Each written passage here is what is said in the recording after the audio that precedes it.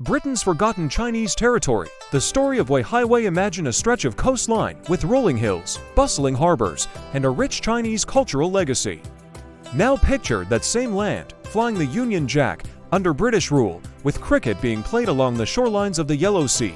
Few people today remember Weihaiwei, a quiet corner of China once claimed by the British Empire, a place caught in the whirlwind of imperial ambition, global conflict, and diplomatic chess.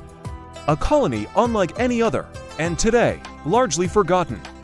This is the story of Weihaiwei, the only Chinese territory Britain ruled but never really owned. A land borrowed, managed, and eventually returned. A story of strategy, empire, identity, and memory.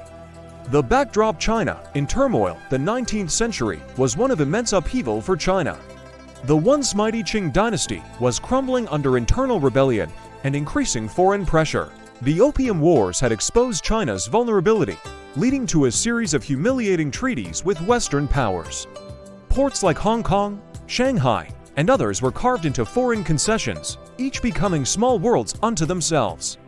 Britain, already dominant in Hong Kong and with influence across the Yangtze River, had its eye on northern China.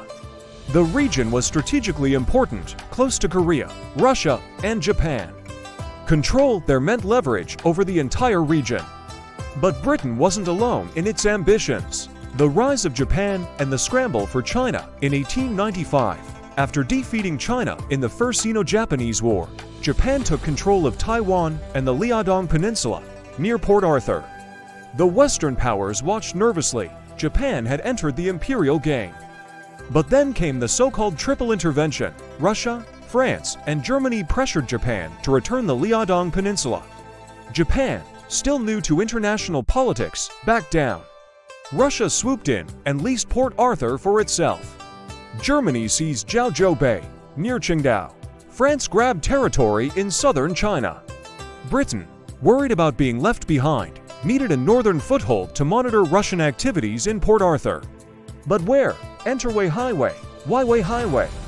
Located on the Shandong Peninsula, directly across the bay from Port Arthur, Weihaiwei was ideal. It had a deep water port, good anchorage, and proximity to key trade routes. More importantly, it offered a counterbalance to Russian expansion. In 1898, under the Convention for the Lease of Weihaiwei, Britain leased the territory from the Qing Empire for as long as Russia occupied Port Arthur. It wasn't a full colonial acquisition like Hong Kong, it was a strategic lease. But for all practical purposes, Britain was in charge. The British flag was raised, and Weihaiwei officially entered the empire. British rule begins. Britain quickly set up a colonial administration, but Weihaiwei wasn't run like Hong Kong or India. It was governed more lightly, almost as an experiment in non-interventionist rule. British officials worked with local Chinese elites and kept traditional structures in place. The idea was to maintain stability with minimal interference. Unlike other colonies, Weihaiwei never had a large population of British settlers. Most of the residents remained Chinese, and Chinese customs, language, and even laws continued. Still, British touches were everywhere: post offices, cricket fields, and police officers in colonial uniforms. English signs appeared next to Chinese ones. British warships patrolled the harbor. And yet, it remained a kind of ghost colony, a place Britain had taken, but never truly embraced. The naval base that never was initially. Britain wanted Weihaiwei as a naval base. But problems emerged. The harbor, while deep, froze over in winter, unlike Hong Kong or Singapore. That made it less than ideal for year-round naval activity. By 1905, Britain had signed the Anglo-Japanese alliance, relying on Japan to check Russian expansion. That further reduced Weihaiwei's strategic value. As a result, the Royal Navy largely abandoned the idea of building a major base there. Instead, Weihaiwei became an administrative curiosity, governed not by the Colonial Office, but by the War Office, and later by the Foreign Office. At one point, it was even managed by the governor of Hong Kong, despite being hundreds of miles away. Weihaiwei became a kind of imperial orphan, always British, but never quite fully part of the empire's core. Life in Weihaiwei, despite its strategic confusion, life in Weihaiwei was relatively peaceful. The British built roads, a sanatorium for British officials escaping the southern heat, and modernized parts of the town. The city became known for its clean air, cool summers, and scenic views. Weihaiwei even became a summer resort for British civil servants from Hong Kong and Shanghai. But this development largely benefited foreigners. For the local Chinese population, life remained largely the same: agricultural, traditional, and subject to the tides of larger powers. Weihaiwei also had one unique export to the rest of the empire: the Weihaiwei Regiment, a local military unit recruited from Chinese men, trained by British officers. They wore khaki uniforms and pith helmets and were deployed for ceremonial and policing duties. It was one of the only Chinese units in the British armed system. The end of the empire, not yet. By the early 20th century, the tide was turning. The Qing dynasty collapsed in 1911, replaced by the Republic of China. Meanwhile, Britain's attention shifted to Europe, and later to the rise of fascism and World War II. Weihaiwei continued to exist as a quiet corner of empire, even as much of the world changed. In truth, the territory had become more symbolic than strategic. Then, in 1930, after decades of lease, Britain made a decision: it would return Weihaiwei to China. On October 1, 1930, the Union Jack was lowered. The Chinese flag rose once again, but with a twist.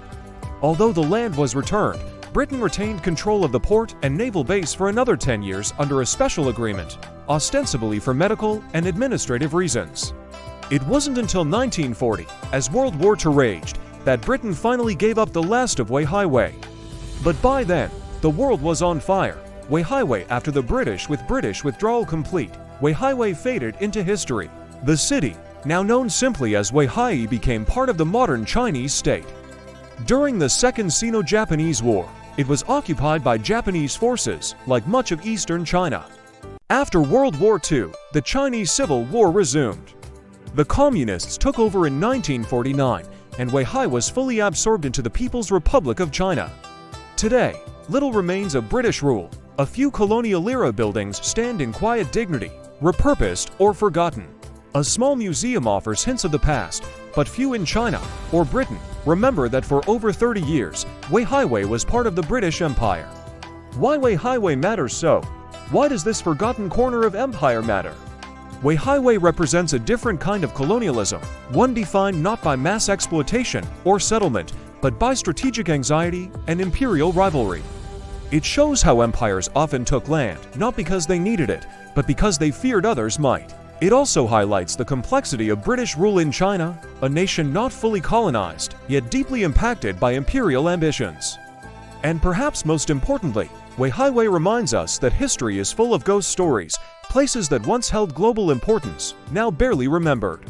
Weihaiwei was never meant to last. It was a geopolitical stopgap, a pawn on the imperial chessboard. But for over 3 decades, it stood as a symbol of a world where nations traded territory like currency, where strategy trumped sovereignty, and where cultures met in uneasy coexistence.